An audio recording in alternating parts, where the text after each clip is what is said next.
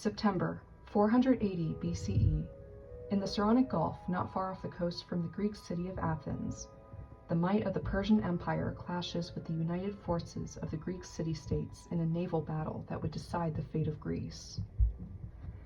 This is the Battle of Salamis, one of the major battles in the Persian Wars, or more accurately, the Greco-Persian Wars, which date back to 499 BCE and only concluded in 449 BCE.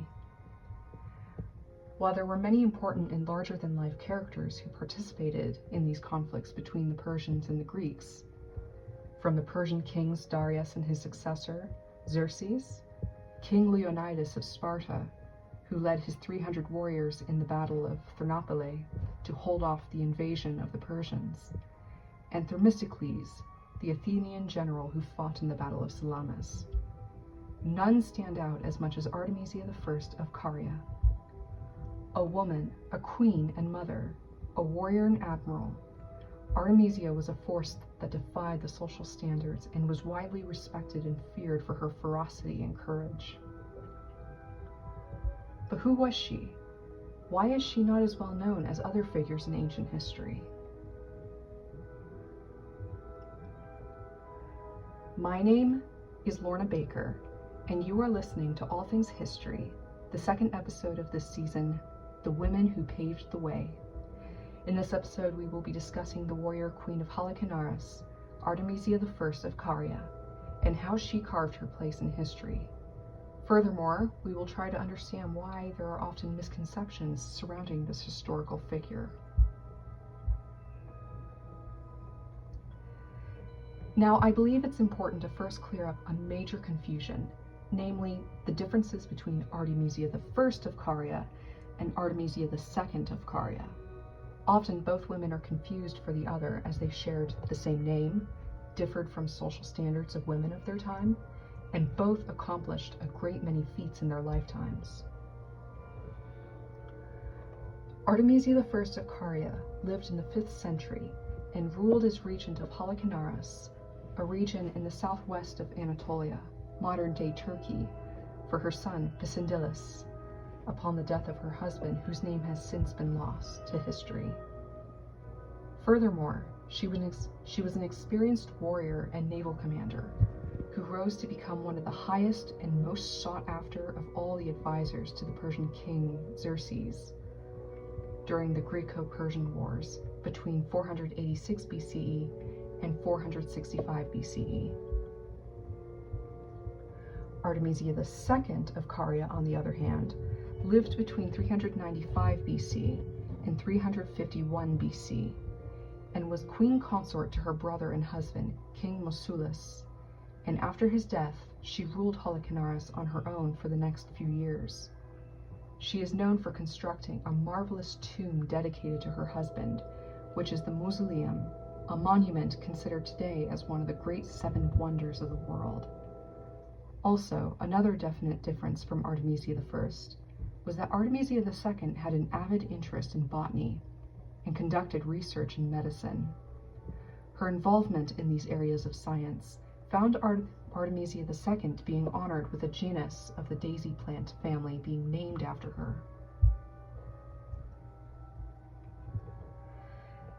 Now that we have a better understanding of which Queen Artemisia was which, we now can dive into the life of Artemisia I, understanding her not only as the queen and great warrior, but understanding who she was as a woman. Artemisia was likely born between 520 and 530 BCE, the daughter of the Halicarnassus king Ligdamis I, and an unknown Cretan mother. While it's unknown what the relationship between Artemisia and her father was, it wouldn't surprise me if it was an affectionate one. As the daughter of a king, Artemisia's childhood would have seen her exposed to the politics and intrigue of her father's court, and likely given military training. The fact that she was likely trained in combat is not as surprising as one might expect, especially since people often think of genderized expectations of the West. And although Halicarnassus was a neighboring Greece from across the Aegean, Artemisia was raised in the culture and traditions of the Orient.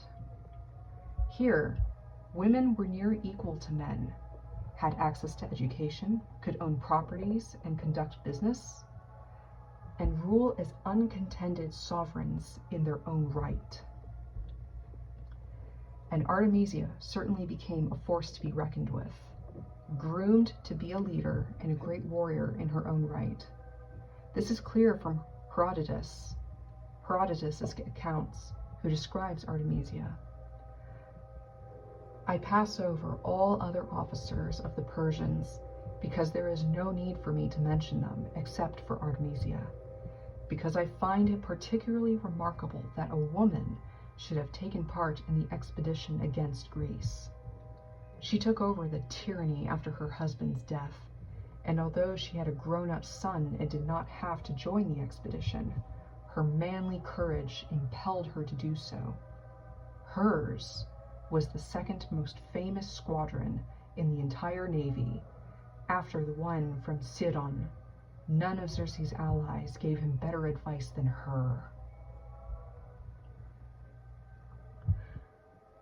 Artemisia, as far as we know, had no living siblings, and therefore was raised to be her father's successor, treated like a male heir in Greece and other Western civilizations.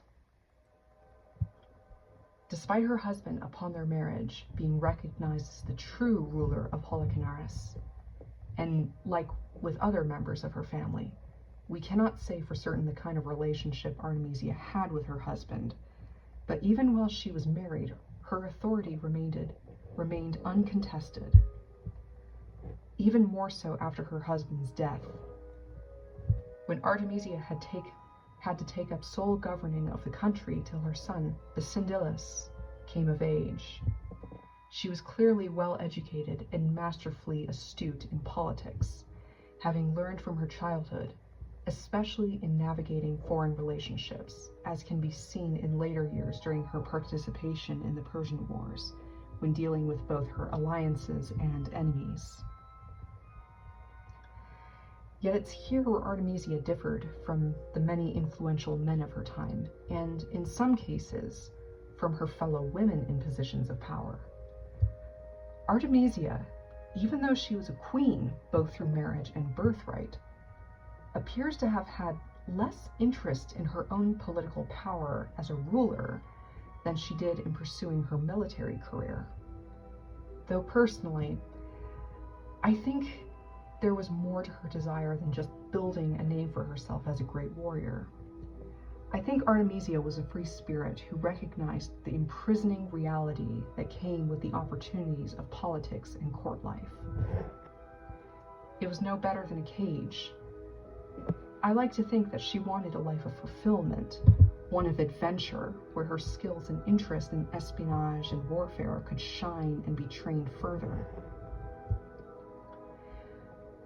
When Basindilus officially ascended the throne as king, while Artemisia continued to have great influence in the Halicarnassus court, it became clear that the older her son became, the more she began to transition from a ruling queen towards becoming a well-traveled, experienced, and battle-hardened naval leader history would always remember her as. Of course, her time as Queen Regent undoubtedly served Artemisia well as a naval admiral, and her experience gained from seafaring also proved invaluable in her wisdom for strategic planning, using the surrounding environment and having the hindsight to estimate the future actions of her opponents. Herodotus describes this best, with Artemisia advising King Xerxes during a war council. Here is my advice. Do not commit the fleet to battle, because at sea your men will be as inferior to the Greeks as women are to men. In any case, why should you have to run the risk of a sea battle? Have you not captured Athens, which was the point of the campaign? Do you not control the rest of Greece? There is no one to stand against you. Everyone who did so has met with the treatment he deserved. I will tell you what I think the future holds in store for our enemies. If you do not rush into a sea battle, master, but keep your fleet here close to shore, all you need to do to gain all your objectives without any effort is either wait here or advance into the Peloponnese. The Greeks do not have the resources to hold out against you for any length of time. You will scatter them, and they will retreat to their various towns and cities. You see, I have found out that they do not have provisions on this island of theirs, and if you march overland towards the Peloponnese, it is unlikely that the Greeks from there will remain inactive or will want to fight at sea in defense of Athens. However, if you rush into a sea battle straight away, I am afraid that the defeat of the fleet will cause the land army to come to grief as well. Her hindsight on the enemy and the ferocious reputation she was building for herself as a warrior made Artemisia a desirable ally and asset to the Persian court, yet also feared and hated in equal parts by both enemies and allies alike, whether through jealousy or not. A reality made clear by many ancient Greek historians, primarily Plutarch and Herodotus in his writings, the histories. Orders had been given to the Athenian captains, and moreover, a prize was offered of 10,000 drachmas for the man who should take her alive, since though it intolerable that a woman should make an expedition against Athens. Following in the aftermath of the Battle of Artemisium in 480 BCE, a naval battle that took place simultaneously with the Battle of Thermopylae, despite the conflict arguably a draw, with some arguing it to be a Persian victory, the Greek forces came to fear Artemisia as a masterful tactician, a woman who made even the greatest of Greek warriors appear as children when compared to her skill as a warrior. Their fear of Artemisia made it easy to hate her, and made her a major target in battle as an attempt to put an end to the advancing Persian war machine. Of course, with Artemisia being a woman, it doesn't really come as a surprise why the Greeks would dislike Artemisia at large, whether she was allied with the Persian Empire or not. Women were inferiors in Greek culture, and for women like Artemisia to pursue, and going so far as to surpass, many men in what was largely deemed events and practices that were male-dominated, like warfare, seafaring, and commanding, they were the anomalies that uprooted everything of what might be considered the right ways which a society should be run.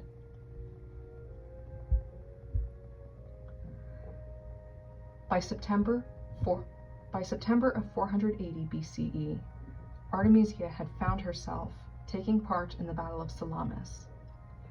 Interestingly, from both Herodotus' histories and accounts from the Persian court, Artemisia had reservations about the battle and had advised against meeting the Greeks in such a conflict, as she proclaims to Xerxes, as stated earlier, "Spare your ships and do not fight the sea battle, for these men, your adversaries, are at sea as much better than yours as men are than women."